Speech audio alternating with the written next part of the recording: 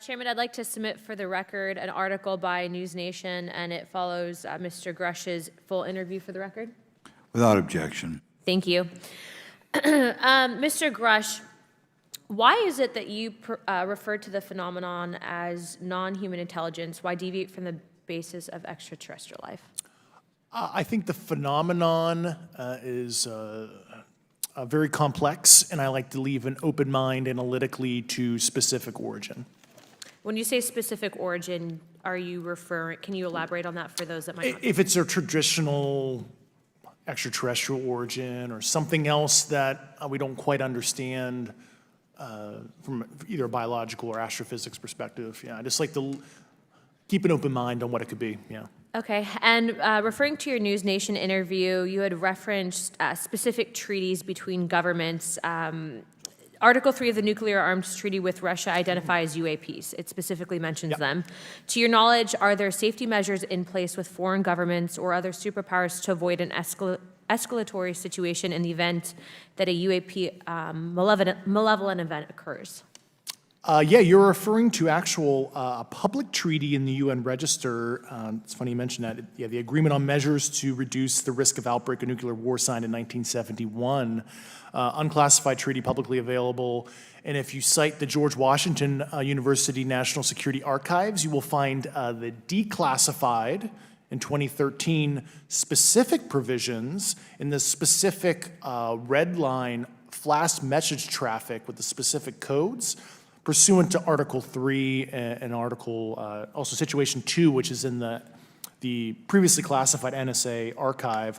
What I would recommend, and I tried to get access, but I got a wall of silence at the White House, was those specific incidents when those message traffic was used. I think some scholarship on that would open the door to a further investigation using those publicly available information.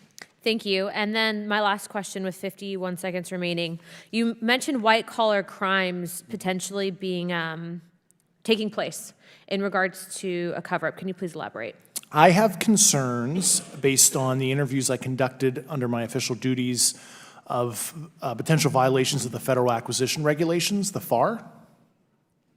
Thank you very much, Chairman. I yield the remainder of my time. Okay, we'll go to Mr. Raskin for 3 minutes. Thanks, Mr. Chair, and I thank the witnesses for their endurance and service today.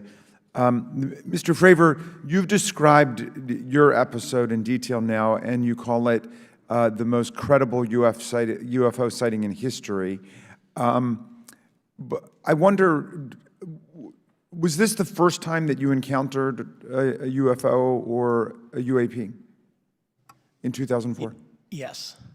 And what was your general attitude or perspective on the UFO discussion before that happened?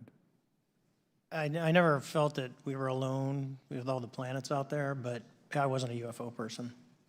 I wasn't watching History Channel and MUFON and all that. And have you had experiences or encounters since that happened? No. And so have you formed any general conclusions about what you think you experienced then? Yes. I think what we experienced was, like I said, well beyond the material science and the capabilities that we had at the time, that we have currently, or that we're going to have in the next 10 to 20 years.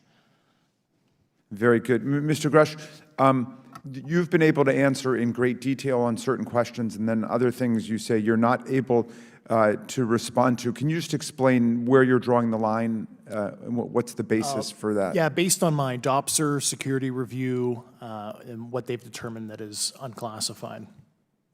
I see. So you're answering any questions that just call upon your knowledge of unclassified questions, but anything that relates to classified matters you're not commenting on in this context? In an open session, but happy to participate in a closed session at the right level, yeah.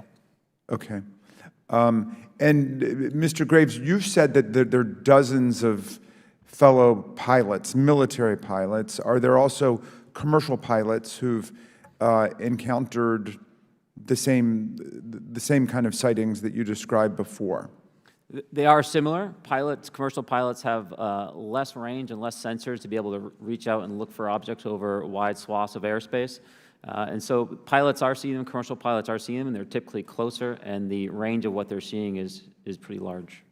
What is the most vivid, concrete sighting with the naked eye of the objects that you described before, the cube-like objects? Certainly. I think the most vivid sighting of that would have been near midair that we had at the entrance to our working area. One of these objects was completely stationary at the exact entrance to our working areas, not only geographically, but also at altitude. So it was right where all the jets are going, essentially, on the eastern seaboard. The two aircraft flew within about 50 feet of the object, and that was a very close visual sighting. And you were in one of the aircraft? I was not. I was there when the pilot landed. He canceled the mission after, and I was there. He was in the ready room with all his gear on, with his mouth open, and I asked him what the problem was, and he said he almost hit one of those darn things. He said he was 50 feet away from it? Yes, sir.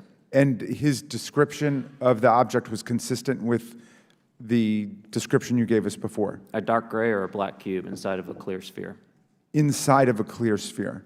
Yes. And with no self-evident propulsion system? No wings, no IR energy coming off of the vehicle, nothing tethering it to the ground, and that was primarily what we were experiencing out there. I'm over time. Thank you very much for your service, and I yield back to you, Mr. Chairman.